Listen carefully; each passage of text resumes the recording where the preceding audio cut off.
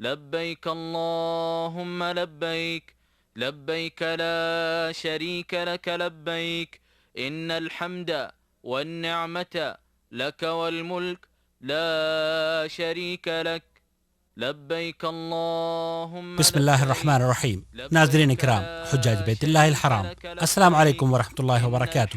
رہنمائے حج عمرہ و زیارت مسجد نبی صلی اللہ علیہ وسلم، ہم آپ کی خدمت میں زیر نگرانی وزارت شؤون الاسلامی والاوقاف و دعوت و ارشاد مملکت سعودی عرب کے شعبہ مطبوعات و نشر کے تعاون سے پیش کرنے کی سعادت حاصل کر رہے ہیں۔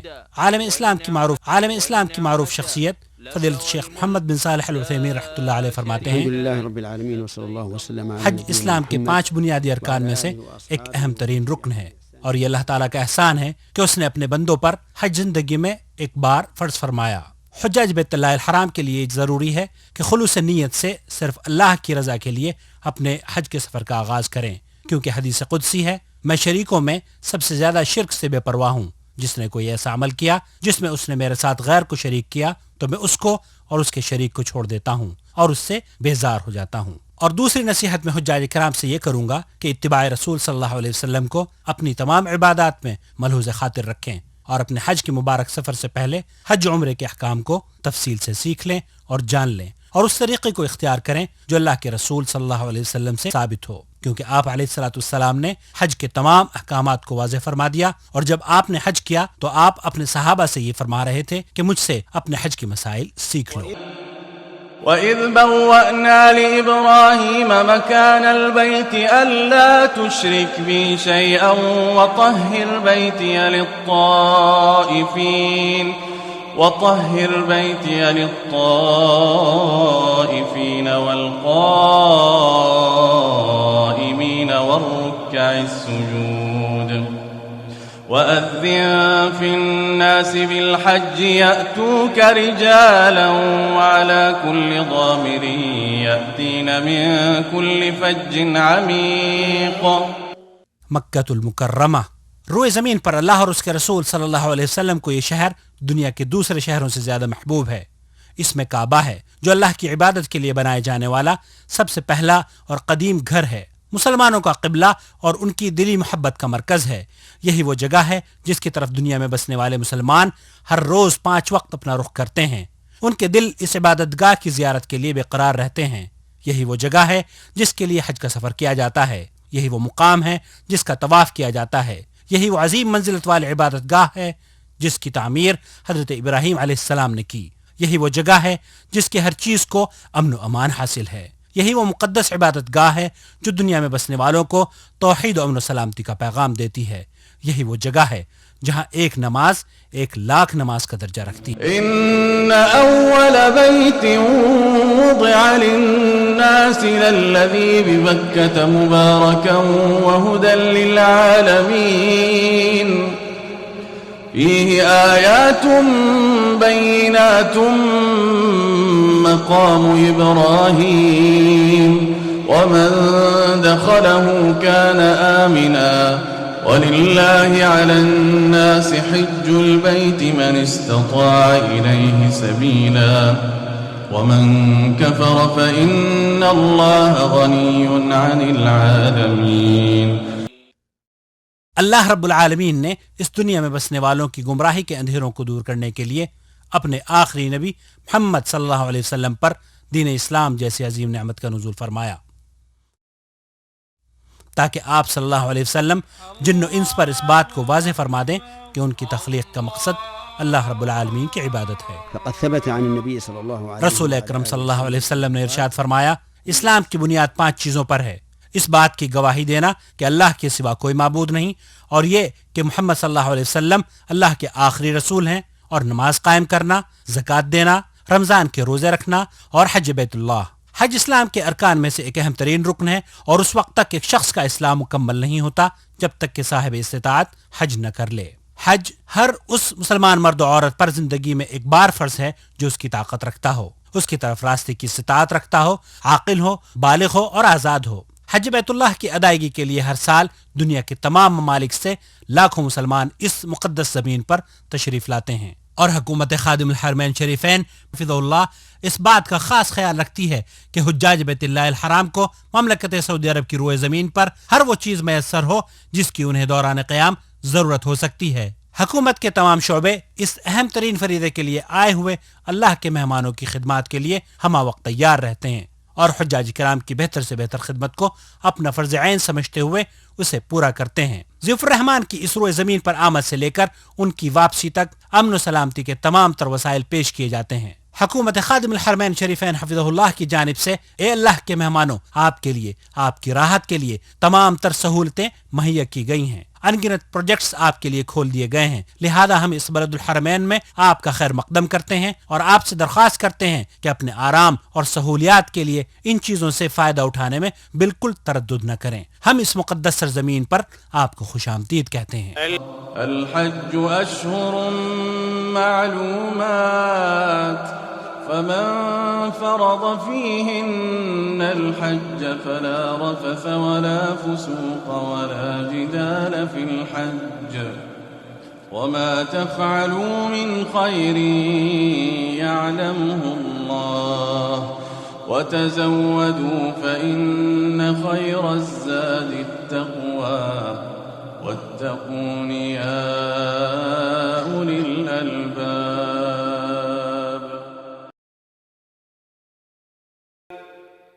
حجاج بیت اللہ الحرام کے لیے یہ جاننا ضروری ہے کہ حج کی 3 قسمیں مشروع ہیں اور ہر حاجی کے لیے ضروری ہے کہ اسے اس بات کا بخوبی علم ہو کہ وہ حج کی کون سی قسم کے مطابق حج کر رہا ہے۔ حج کی وہ 3 قسمیں ہیں: حج تمتع، حج قران اور حج افراد۔ ان تینوں قسموں میں سب سے افضل حج حج تمتع ہے، کیونکہ اللہ کے رسول صلی اللہ علیہ وسلم نے اپنے اصحاب رضوان اللہ علیہم اجمعین کو حج تمتع ہی کی تاکید فرمائی۔ حج تمتع کی تعریف یہ ہے کہ حج کے مہینوں میں یعنی شوال، ذی القعدہ اور ذی الحج کے عشرے میں عمرے کا احرام باندھے، عمرے سے مکمل طور پر فارغ ہونے کے بعد احرام کھول دے اور پھر اسی سال 8ویں ذی الحجہ کو مکہ مکرمہ سے یا اس جگہ سے جہاں حاجی مقیم ہو حج کا احرام باندھے۔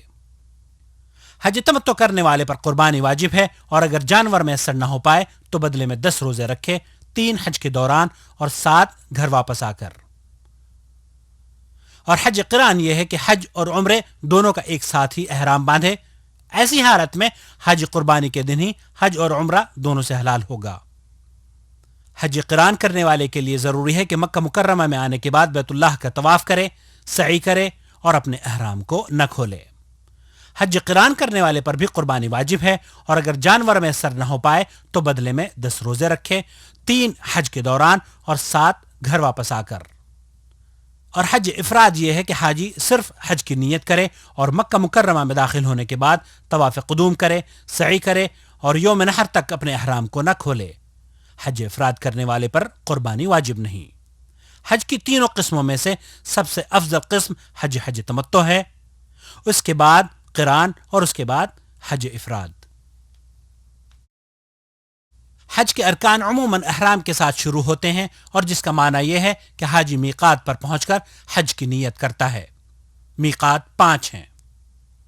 اللہ کے رسول صلی اللہ علیہ وسلم نے ان میقات کا تعین فرمایا ہے اور حجاج کے لیے یہ ضروری ہے کہ ان میقات پر پہنچ کر اپنے حج عمرے کی نیت کرے اور احرام کو باندھے، اور وہ 5 میقات ہیں۔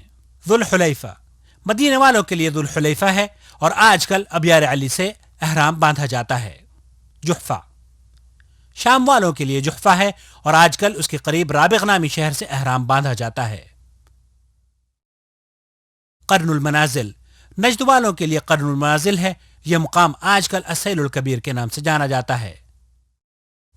یلملم یمن والوں کے لیے یلملم ہے جو کہ السعدیہ کے نام سے مشہور ہے۔ ذات عرق یہ اہل عراق یا اہل مشرق کا میقات ہے۔ مکہ مکرمہ کے لوگ مکہ سے ہی حج کا احرام باندھیں اور اسی طرح اہل جدہ بھی جدہ ہی سے حج کا احرام باندھیں گے، لہذا حاجی اور معتمر کے لیے یہاں سے بغیر احرام کے گزر جانا جائز نہیں اور جان بوجھ کر میقات سے بلا احرام باندھے۔ اگر کوئی شخص گزر جائے تو اس کے لیے ضروری ہے کہ وہ واپس اپنی میقات پر لوٹے اور احرام باندھے، اور ایسا نہ کرنے کی شکل میں اس پر دم واجب ہوگا، جسے جانور کی قربانی کی شکل میں حرم کی حدود میں ذبح کر کے فقراء مکہ پر تقسیم کرنا ہوگا۔ اے مسلمان بھائی، اگر آپ زمین کے راستے سے، گاڑی سے یا کسی اور سواری سے سفر کر رہے ہیں تو میقات پر پہنچنے کے بعد اگر میسر ہو تو غسل کر لیں، اپنے جسم پر خوشبو لگا لیں اور اپنی صفائی کا اہتمام کریں اور اپنی احرام کی 2 چادروں کو باندھ لیں۔ معلوم ہو کہ عورتوں کے لیے احرام ان کا عام لباس ہے، البتہ ایسے کپڑے نہ پہنیں جن میں زیب و زینت کا اظہار ہوتا ہو۔ اس کے بعد عمرے کی نیت ان الفاظ سے کہنی چاہیے: لبیک عمرہ۔ اور آپ اگر سمندر کے راستے سے یا ہوائی جہاز سے سفر کر رہے ہیں تو عام طور پر میقات آنے سے پہلے ہی آمد کا اعلان کر دیا جاتا ہے تاکہ احرام باندھ لیا جائے، اور اگر آپ اپنے وطن سے ہی احرام کی چادریں باندھ کر آئے ہیں تو کوئی حرج نہیں، البتہ عمرے کی نیت میقات پر پہنچ کر ہی کرنی چاہیے۔ نیت کرنے کے بعد اب مرد حضرات کو چاہیے کہ آواز سے تلبیہ پڑھیں، لیکن عورتیں تلبیہ پڑھتے وقت اپنی آوازیں پست رکھیں۔ واضح ہے کہ اجتماعی طور پر تلبیہ پکارنے سے بھی دوسروں کو تشویش ہوتی ہے، یہ بھی نامناسب عمل ہے۔ شریک لک لبیک ان الحمد والنعمت لک والملک لا شریک لک لبیک اللہم لبیک لبیک لا شریک لک لبیک ان الحمد والنعمت۔ محترم حجاج کرام، حج اور عمرے کا احرام باندھنے کے بعد آپ کے لیے مندرجہ ذیل باتوں کا جاننا ضروری ہے، کیونکہ محرم پر کچھ ذمہ داریاں اللہ تعالیٰ کی طرف سے عائد ہوتی ہیں۔ مثلا بال نہ کاٹے، لیکن اگر خود بخود بال جھڑ جائیں تو کوئی حرج نہیں۔ ناخن نہ تراشے، لیکن اگر خود بخود ناخن الگ ہو جائیں تو کوئی حرج نہیں۔ اپنے جسم پر اور کھانے پینے کی اشیاء میں خوشبو نہ استعمال کریں، لیکن احرام کی نیت کرنے سے پہلے جو خوشبو لگائی تھی اگر اس کا کوئی اثر باقی ہو تو کوئی حرج نہیں۔ کسی شکار کے جانور کو نہ مارے، نہ بدکائے اور نہ ہی دوسروں کی اس کام میں مدد کرے۔ کوئی محرم یا غیر محرم حدود حرم کے اندر کسی درخت کو نہ کاٹے اور نہ ہی کوئی ہرا پودا اکھاڑے اور نہ ہی کوئی گری ہوئی یا کھوئی ہوئی چیز اٹھائے، البتہ اگر نیت اس چیز کے بارے میں اعلان کرنا ہو تو پھر اٹھانا جائز ہے۔ عورتوں کو شادی کا پیغام نہ دے، نہ ہی اپنے لیے یا کسی دوسرے کے عقد نکاح کا سبب بنے، اور جب تک احرام میں ہو شہوت کے ساتھ عورت سے مباشرت اور ہم بستری نہ کرے۔ عورت کے لیے احرام کی حالت میں ہاتھوں میں دستانے پہننا یا نقاب یا برقعے کے ذریعے اپنے چہرے کو چھپانا ممنوع ہے۔ اگر اجنبی مردوں کا سامنا ہو رہا ہو تو پھر چہرے کو اوڑھنی یا کسی اور چیز سے چھپانا واجب ہے، ویسے ہی جیسے کہ غیر حالت احرام میں واجب ہے۔ احرام کی حالت میں مردوں پر اپنے سر کو ڈھانکنا جائز نہیں، لیکن چھتری سے یا گاڑی کی چھت سے یا اپنے سامان کو سر پر اٹھانے میں اگر سر چھپ جائے تو کوئی حرج نہیں۔ اگر محرم بھول کر جہالت میں سلا ہوا کپڑا پہن لے یا اپنے سر کو ڈھانک لیتا ہے یا خوشبو استعمال کر لیتا ہے یا اپنا کوئی بال کاٹ لیتا ہے تو کوئی حرج نہیں۔ قمیص، پائجامہ یا کوئی دوسرا سلا ہوا کپڑا پورے جسم یا جسم کے کچھ حصے کے لیے استعمال نہ کرے۔ إذا لم يجد إزارا فيلبس السراويل أو إذا لم يجد نعلين فيلبس الخفين ولا حرج۔ ایسے جوتے بھی استعمال نہ کرے جو ٹخنوں کو چھپا دیں، البتہ عام جوتے اور چپل پہننا، انگوٹھی پہننا، چشمہ لگانا، گھڑی باندھنا، ایئر فون استعمال کرنا، بیلٹ اور پرس استعمال کرنا، اور اگر احرام گندا ہو جائے تو اسے بدلنا محرم کے لیے جائز ہے۔ سر اور جسم کو دھونا بھی جائز ہے، اور اگر محرم کے کوئی زخم لگ جائے تو کوئی حرج نہیں۔ اور واضح رہے کہ احرام کے لیے کوئی خاص نماز مشروع نہیں، جیسا کہ بعض لوگوں کا خیال ہے۔ اللہ تعالیٰ نے جن اعمال کو فرض قرار دیا ہے ان کا التزام کرے، مثال کے طور پر 5 وقتہ نماز با جماعت ادا کرے، جن کاموں سے اللہ تعالیٰ نے روکا ہے ان سے دور رہے، بد کلامی، فحش باتیں، جنگ و جدال اور دیگر نافرمانی کے تمام کاموں سے بچتا رہے۔ اب آپ کا قافلہ اللہ کے فضل و کرم سے مکہ المکرمہ میں داخل ہونے والا ہے۔ یہ وہ گھڑی آ پہنچی ہے جس کا ایک مسلمان کو بڑی ہی بے تابی سے انتظار رہتا ہے۔ داخلے سے پہلے اگر میسر ہو تو غسل کر لینا سنت ہے۔ اب آپ بیت اللہ الحرام میں داخل ہونے لگے ہیں۔ واضح ہے کہ دوسری مساجد کی طرح اس مسجد الحرام میں بھی داخل ہوتے وقت آپ کو اپنا داہنا پیر مسجد کے اندر پہلے رکھنا چاہیے، یہ اللہ کے رسول صلی اللہ علیہ وسلم کی سنت ہے، اور داخل ہوتے وقت یہ کہنا بھی سنت ہے: اعوذ باللہ العظیم وبوجہہ الکریم وسلطانہ العظیم من الشیطان الرجیم، بسم اللہ والصلاة والسلام علی رسول اللہ، اللہم افتح لی ابواب رحمتک۔ پھر محرم کو چاہیے کہ نہایت اطمینان اور سکون کے ساتھ اپنے قدموں کو کعبہ مشرفہ کی طرف بڑھائے اور استباء کرے۔ استباء یہ ہے کہ احرام کی اوپر والی چادر کو دائیں کندھے کے نیچے سے نکال کر دوسرے کندھے پر ڈال لے، کیونکہ اللہ کے رسول صلی اللہ علیہ وسلم نے ایسا ہی کیا تھا۔ اس کے بعد حجر اسود کی طرف جائے اور اپنے طواف کا آغاز حجر اسود سے کرے۔ حجر اسود کا بوسہ لینے میں کسی قسم کی مزاحمت نہ کرے اور نہ ہی وہاں کھڑا ہو کر بھیڑ کرے، بلکہ چلتے ہوئے اشارہ کرتا چلے۔ مسلمانوں کو اذیت دینا بہت غلط بات ہے۔ یہاں دھکا پیلی نہیں کرنی چاہیے اور کافی ہے کہ دور سے ہی ہاتھ اٹھا کر اللہ اکبر کہے اور اپنے 7 چکروں کا آغاز کرے۔ حاجی کو چاہیے کہ دوران طواف کثرت سے اللہ کا ذکر اور دعائیں کرتا رہے۔ طواف کی کوئی خاص دعا مشروع نہیں، جیسا کہ بعض لوگوں نے ہر چکر کی الگ الگ دعائیں بنا رکھی ہیں، اور ذکر و اذکار کرتے وقت بھی آواز کو بلند نہیں کرنا چاہیے، کیونکہ دوسرے طواف کرنے والوں کو اس طرح تشویش ہوتی ہے۔ طواف کرنے والا جب بھی رکن یمانی کے پاس جائے، اگر میسر ہو تو اسے چھو لے، دایاں ہاتھ لگائے، رکن یمانی کو بوسہ دینے کی ضرورت نہیں، اور اگر ہاتھ لگانا بھی مشکل ہو تو رہنے دے اور اپنے طواف کو جاری رکھے۔ واضح ہے کہ اس کی طرف اشارہ بھی نہیں کرنا چاہیے، جیسا کہ بعض لوگ کرتے ہیں۔ رکن یمانی اور حجر اسود کے درمیان یہ دعا پڑھنا سنت ہے، واضح ہے اس میں اضافہ نہیں کرنا چاہیے۔ ربنا آتنا فی الدنیا حسنہ وفی الآخرۃ حسنہ وقنا عذاب النار۔ اور اس طرح حجر اسود پر پہنچ کر ایک چکر مکمل ہو گیا۔ اب اپنے باقی دوسرے چکر بھی حجر اسود سے ہی اسی طرح شروع کرے اور حجر اسود پر ہی ختم کرے۔ طواف میں رمل کرنا مردوں پر سنت ہے، جس کا مفہوم یہ ہے کہ طواف کرنے والا مرد تیز چلے اور قدم قریب قریب رکھے، اور یہ طواف قدوم میں صرف پہلے 3 چکروں میں مسنون ہے، البتہ استباء 7 چکروں میں کرے۔ دوران طواف بعض حجاج کچھ غلطیاں کرتے ہیں، مثلا طواف کرتے وقت حتیم کے اندر سے گزر جاتے ہیں یا مقام ابراہیم کو بیت اللہ کا حصہ تصور کرتے ہیں، جو غلط ہے۔ لأنه بذلك قد أنقص من طوافه ويكون حينئذ قد طاف ببعض الكعبة۔ اسی طرح خانہ کعبہ کا استلام اور بسا اوقات اس کی تمام دیواروں کا استلام یا اس سے چمٹنا، واضح ہے کہ نبی کریم صلی اللہ علیہ وسلم نے حجر اسود اور رکن یمانی کے علاوہ خانہ کعبہ کے کسی بھی جز کا استلام نہیں کیا، لہذا عقیدت سے مقام ابراہیم اور بیت اللہ کی دیواروں کو چھونا بدعت ہے، اس کی کوئی اصل نہیں، اور اللہ کے رسول صلی اللہ علیہ وسلم نے ایسا نہیں کیا۔ طواف کے دوران ذکر و اذکار کرتے وقت آواز کو بلند نہیں کرنا چاہیے، کیونکہ اس طرح دوسرے طواف کرنے والوں کو تشویش ہوتی ہے۔ دوران طواف حتی الامکان کوشش کرنی چاہیے کہ عورتوں سے الگ رہیں۔ الحجر الأسود وعند مقام إبراهيم فيجب الابتعاد عن ذلك۔ اور جب طواف مکمل ہو جائے تو اپنے دونوں کندھوں کو چھپا لینا چاہیے۔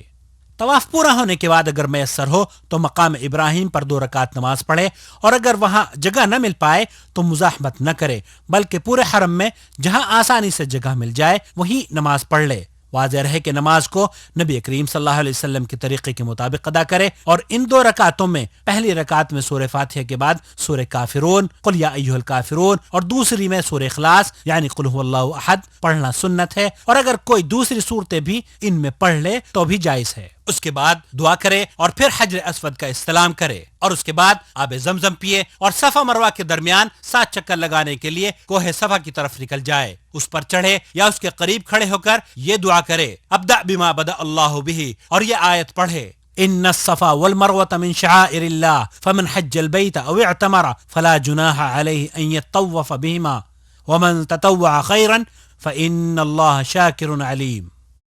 اس کے بعد دونوں ہاتھ اٹھا کر دعا کرے، 3 دفعہ اللہ اکبر کہے اور اس دعا کو بھی 3 بار پڑھے۔ وكرر الدعاء لا إله إلا الله وحده لا شريك له له الملك وله الحمد وهو على كل شيء قدير لا إله إلا الله وحده أنجز وعده ونصر عبده وهزم الأحزاب وحده۔ اور اس کے بعد جو چاہے دعا کرے، واضح رہے یہاں تکبیر کہتے ہوئے ہاتھوں کو نہیں اٹھانا چاہیے، جیسا کہ اکثر حجاج کرتے ہیں، ان کا یہ عمل غلط ولا ہے۔ يرفع يديه إلا إذا كان داعيا ولا يشير بهما عند التكبير فإن ذلك من الأخطاء الشائعة عند كثير من الحجاج والمعتمرين۔ اس کے بعد ذکر و اذکار یا دعائیں کرتے ہوئے مروہ کی طرف چلے، يدعو بما يتيسر له من الدعاء لنفسه وأهله وللمسلمين فإذا بلغ العلم اور جب سبز الأخضر نشان پر پہنچے تو دوڑنا شروع کر دے یہاں تک کہ دوسرے سبز نشان تک پہنچ جائے اور پھر آہستہ چلنا شروع کر دے. البتہ عورتیں کہیں بھی تیز نہ چلیں نہ دوڑیں. پھر وہ اوپر چڑھے یا اس کے پاس ٹھہرے اور وہی کرے جو صفا پر کیا تھا. تصل أخي الحاج إلى المروة فاستقبل الكعبة وقل ما قلته من الذكر عند صعود الصفا وادعو بما شئت. پھر مروہ سے اترے اور صفا کی طرف چلے اور جب سبز نشان پر پہنچے تو پھر دوڑنا شروع کر دے ورنہ باقی جگہوں پر آہستہ ہی چلنا چاہیے. صفا سے مروہ تک کا جانا ایک چکر ہوتا ہے اور اسی طرح مروہ سے صفا کو آنا دوسرا چکر کہلاتا ہے. اس طرح سعی کے 7 چکر پورے کرے. ذهابك من الصفا إلى المروة شوطا ورجوعك من المروة إلى محترم الصفا حجاج کرام، شوطا. سعی کرتے وقت اگر درمیان میں آپ تھکاوٹ محسوس کریں یا کسی مرض کی وجہ سے آپ پر صفا مروہ کے درمیان چلنے میں دشواری ہو تو آپ ویل چیئر کا استعمال کر سکتے ہیں. اور اگر طواف کے بعد عورت کو حیض یا نفاس شروع ہو جائے تو وہ اس حالت میں سعی کر سکتی ہے کیونکہ سعی کے لیے طہارت شرط نہیں. اور بعض عورتوں کو دیکھا گیا ہے کہ وہ مردوں کے ساتھ تیز بھاگتی ہیں، انہیں ایسا نہیں کرنا چاہیے. اور جس وقت سعی مکمل ہو جائے تو متمتع پر ضروری ہے کہ پورے سل کے بال تراشے یا چھوٹے کروائے. حاجی کے لیے قصر یعنی چھوٹے کرانا افضل ہے. البتہ عورتیں اپنے تمام بالوں کو ایک جگہ جمع کر کے ان کے سرے 1 انچ کے برابر یا اپنی انگلی کے پورے کے برابر یا اس سے تھوڑا کم کاٹیں. یہ سب کچھ کرنے کے بعد اب عمرہ مکمل ہو چکا ہے اور محرم کے لیے ہر وہ کام حلال ہے جو احرام کی وجہ سے ممنوع ہوا تھا. فضیلت الشیخ محمد بن صالح العثیمین رحمۃ اللہ علیہ فرماتے ہیں کہ معتمر کو چاہیے کہ احرام باندھنے کے بعد سے لے کر طواف شروع کرنے تک اور حاجی کو حج کا احرام باندھنے سے لے کر 10 ذی الحجہ تک یعنی بڑے جمرے کو کنکریاں مارنے تک تلبیہ کثرت کے ساتھ پکارتا رہے. لبيك اللهم لبيك لبيك لا شريك لك لبيك إن الحمد والنعمة لك والملك لا شريك لك. 8 ذی الحجہ کا دن جسے یوم ترویہ کہا جاتا ہے. تمام حجاج کرام آج کے دن حج کا احرام باندھ کر اللہ کے رسول صلی اللہ علیہ وسلم کی سنت کے مطابق منا کی طرف روانہ ہوتے ہیں. بہتر یہ ہے کہ زوال سے پہلے منا کے لیے نکلیں اور راستے میں کثرت سے تلبیہ کہتے رہیں اور منا میں ظہر، عصر، مغرب، عشاء اور فجر کی نمازیں ادا کریں. ان میں سے جو نمازیں 4 رکعت والی ہیں اس میں قصر کریں یعنی 2 رکعت پڑھیں. واضح رہے کہ یہ حکم تمام حجاج کے لیے عام ہے.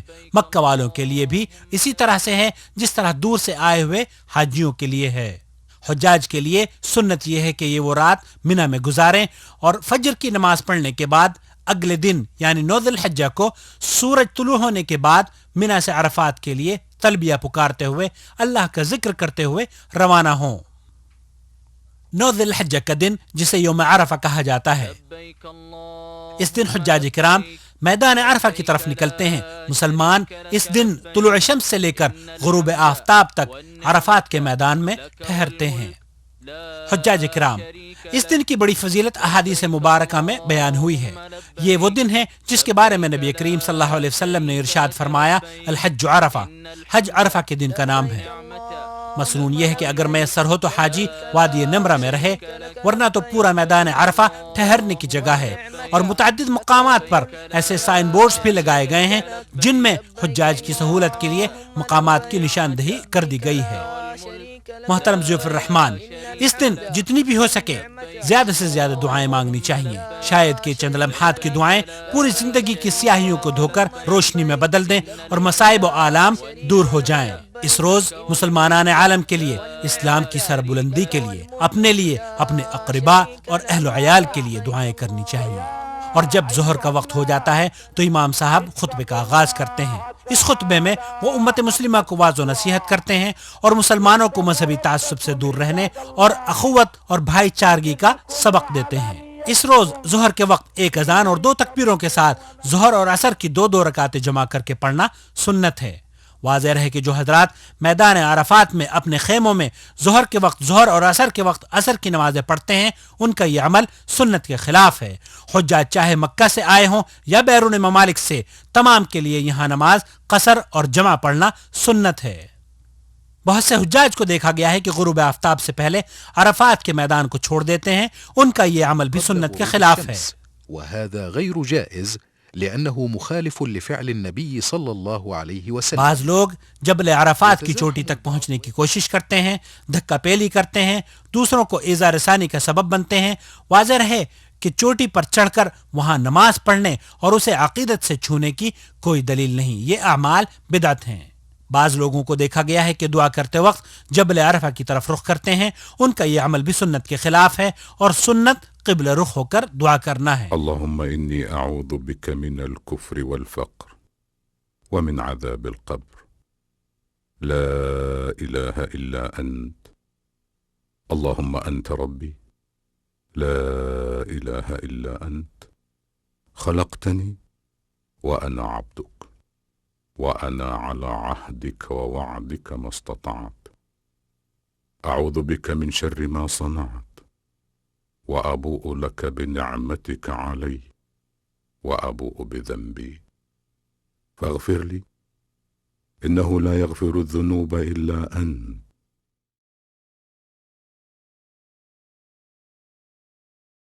ليس عليكم جناح أن تبتغوا فضلا من ربكم فإذا أفضتم من عرفات فاذكروا الله عند المشعر الحرام واذكروه كما هداكم وإن كنتم من قبله لمن الضالين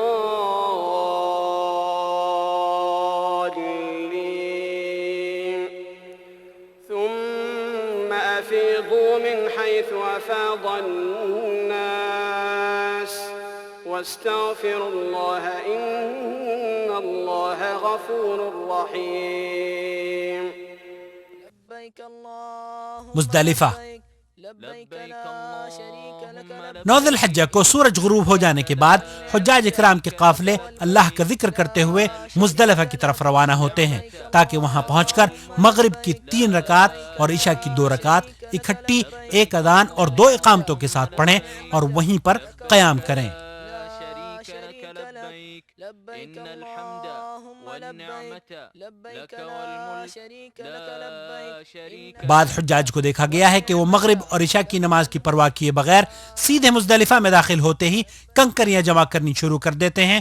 واضح ہے یہ جائز نہیں بلکہ نماز کی ادائیگی زیادہ ضروری امر ہے۔ یہ سمجھنا بھی غلط ہے کہ کنکریاں صرف مزدلفہ سے ہی لینی چاہیے۔ صحیح مسئلہ یہ ہے کہ کنکریاں حدود حرم میں کہیں سے بھی لی جا سکتی ہیں، اور سنت یہ ہے کہ حاجی مزدلفہ میں رات کا قیام کرے۔ البتہ کمزور عورتیں اور بچے وغیرہ رات کے آخری حصے میں بھی منا کے لیے روانہ ہو سکتے ہیں، اور دوسرے حجاج کو چاہیے کہ فجر کی نماز پڑھنے کے بعد مشعر حرام کے قریب قبلہ رخ کھڑے ہو کر کثرت سے ذکر و اذکار کریں، دعائیں کریں اور اللہ کا شکر ادا کریں۔ اس کے بعد 7 کنکریاں بڑے جمرے یعنی جمرہ عقبہ کے لیے چنیں اور باقی ایام کی کنکریاں منا ہی سے جمع کرے۔ کنکریوں کو دھونے کی کوئی اصل نہیں، یہ بدعت ہے۔ اس کے بعد سورج طلوع ہونے سے پہلے حجاج کو چاہیے کہ تلبیہ پکارتے ہوئے اللہ کا شکر بجا لاتے ہوئے اپنی زبان کو ذکر میں مصروف رکھتے ہوئے منا کی طرف روانہ ہوں، اور جب منا پہنچیں تو کوشش یہ ہو کہ جمرہ عقبہ کی طرف روانہ ہوں، اور جب جمرہ عقبہ کے پاس پہنچ جائیں تو لبیک پکارنا بند کر دیں۔ اس کے بعد وہاں پہنچتے ہی مسلسل ایک ایک کر کے 7 کنکریاں اس کو ماریں، اور ہر کنکری پھینکتے وقت اللہ اکبر کہہ کر پھینکنا سنت ہے۔ جمرة العقبة يتوقف عن التلبية ثم يرمي جمرة العقبة ب7 حصيات متعاقبات ويكبر مع كل حصاة ثم يذبح الهدي۔ اس کے بعد متمتع اور قارن کو چاہیے کہ قربانی کرے اور حجامت کروائے، اور عورت کو چاہیے کہ انگلی کے پورے کے برابر اپنے بالوں کو کاٹ لے۔ قربانی کے دن حج کے کاموں میں اگر ترتیب کا خیال رکھا جائے تو افضل ہے، لیکن اگر ترتیب آگے پیچھے بھی ہو جاتی ہے تو کوئی حرج نہیں، کیونکہ اللہ کے رسول صلی اللہ علیہ وسلم نے اس موقع پر ایسے لوگوں سے جن کی ترتیب بدل گئی تھی یہی فرمایا تھا کہ افعل ولا حرج، یعنی کرتے جاؤ کوئی حرج نہیں۔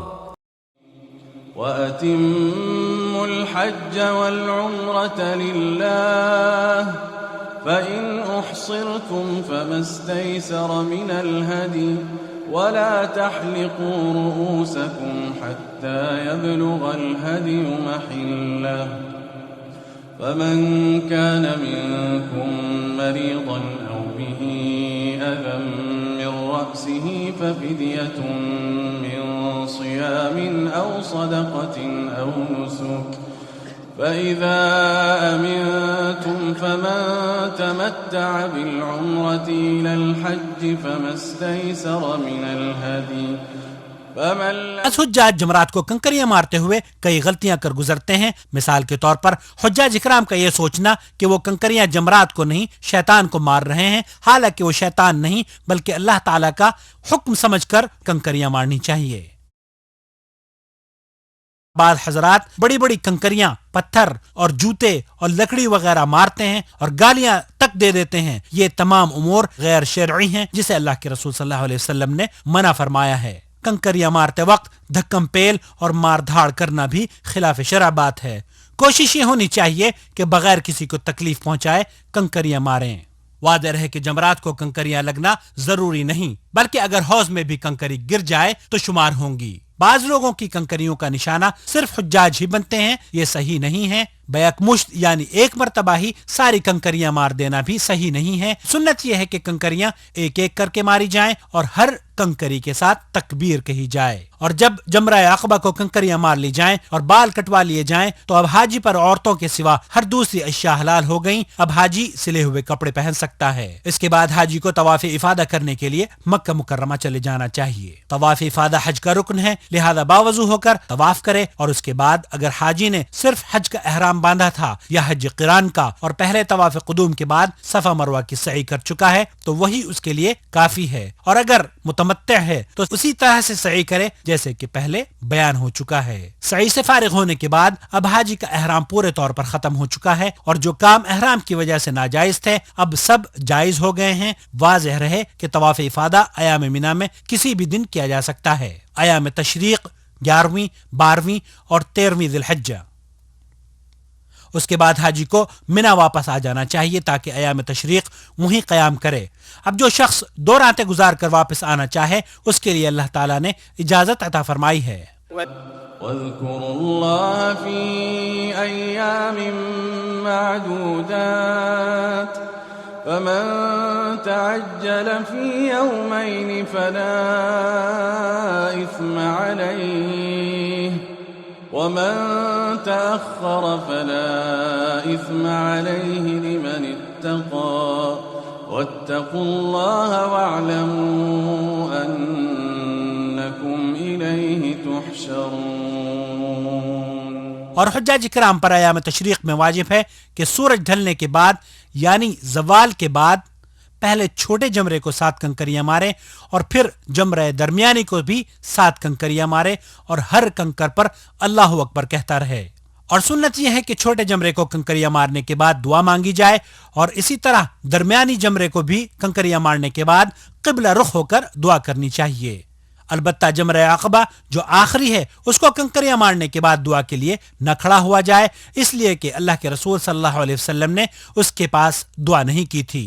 دوسرے دن بھی زوال سورج کے بعد حجاج کے لیے ضروری ہے کہ تینوں جمرات کو اسی طرح کنکریاں مارے اور اگر جلدی ہو تو غروب آفتاب سے پہلے مکہ کے لیے نکل جائے.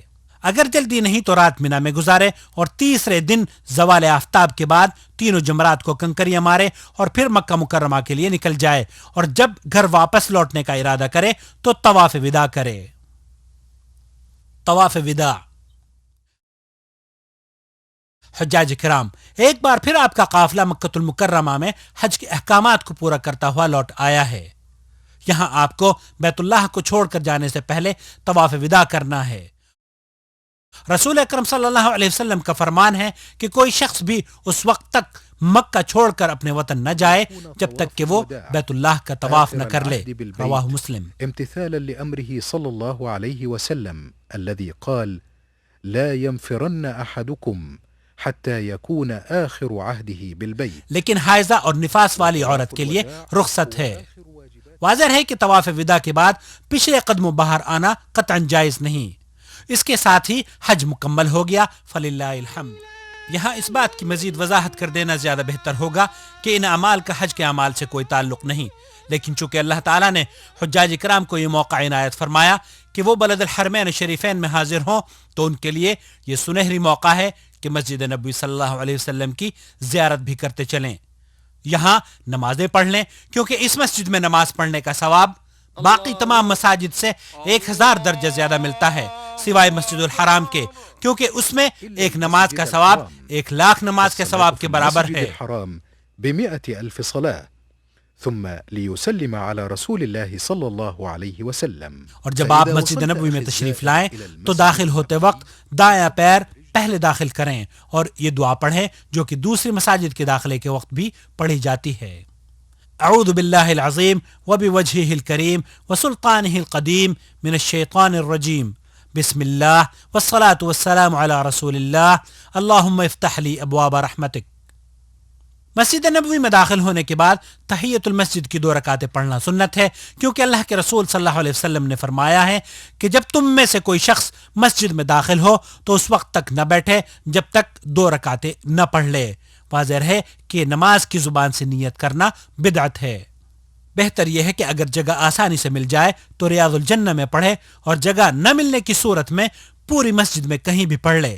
پھر اس کے بعد قبر رسول صلی اللہ علیہ وسلم کی طرف بڑھے اور قبر کے سامنے کھڑے ہو کر ادب و احترام کے ساتھ کہے، السلام علیک ایھا النبی ورحمۃ اللہ وبرکاتہ، اللہم آتہ الوسیلہ والفضیلہ وابعثہ المقام المحمود الذی وعدتہ، اللہم اجزہ عن امتہ افضل الجزاء۔ پھر تھوڑا دائیں طرف بڑھ کر حضرت ابو بکر رضی اللہ تعالی عنہ کی قبر کے سامنے کھڑے ہو کر سلام کرے اور ان کے لیے مغفرت و رحمت کی دعائیں کرے۔ اس کے بعد کچھ اور دائیں طرف بڑھ کر حضرت عمر رضی اللہ تعالی عنہ کی قبر کے سامنے کھڑے ہو کر سلام اور ان کے لیے بھی رحمت و مغفرت کی دعائیں کرے۔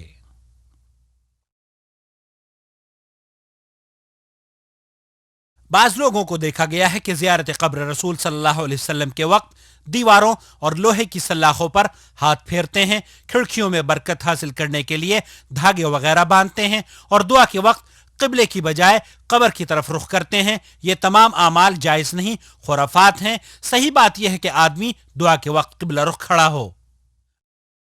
اب زائر کو چاہیے کہ بقیع کے قبرستان کی زیارت بھی کرے، جہاں بڑے بڑے جلیل القدر صحابہ رضوان اللہ علیہم اجمعین مدفون ہیں، جہاں حضرت عثمان ابن عفان رضی اللہ تعالی عنہ مدفون ہیں۔ شہدائے احد کی قبروں کی زیارت بھی کرے، جہاں سید الشہداء حضرت حمزہ رضی اللہ تعالی عنہ مدفون ہیں۔ قبروں کی زیارت کے وقت مردوں سے اپنی حاجت طلب کرنا، قبروں سے تبرک حاصل کرنا اور فوت شدگان سے وسیلہ طلب کرنا، یہ سب بڑی خطرناک غلطیاں ہیں۔ قبرستان میں جا کر وہی سلام پڑھنا چاہیے جو اللہ کے رسول صلی اللہ علیہ وسلم نے امت مسلمہ کو سکھایا ہے۔ السلام علیکم یا اہل الدیار من المؤمنین والمسلمین وإنا ان شاء اللہ بکم لاحقون، نسأل اللہ لنا ولکم العافیہ۔ اب اس کے بعد زائر کو چاہیے کہ مسجد قباء جائے، کیونکہ نبی کریم صلی اللہ علیہ وسلم اس مسجد میں اکثر تشریف لے جاتے اور نماز پڑھتے۔ یہی معمول صحابہ کرام کا رہا۔